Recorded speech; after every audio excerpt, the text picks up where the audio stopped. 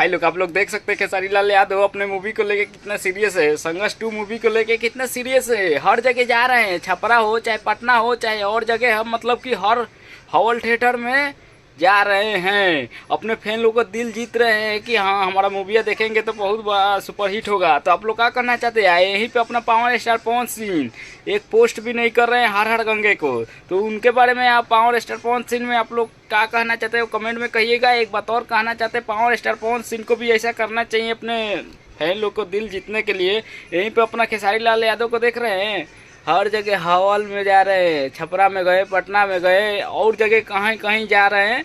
एक ही दिन में इतना मतलब कष्ट कर रहे हैं, मतलब अपने फैन लोग को दिल जीतने के लिए ना, फैन लोग अपना कि इतने जगह जा रहे हैं। तो आप लोग क्या कहना चाहते हैं खेसारी लाल यादव के बारे में या पावर स्टार पवन सिंह के बारे में, तो आप लोग कमेंट करके बताइएगा। तो चलिए हम अगला वीडियो मिलते हैं, तब तक के लिए गुड बाय।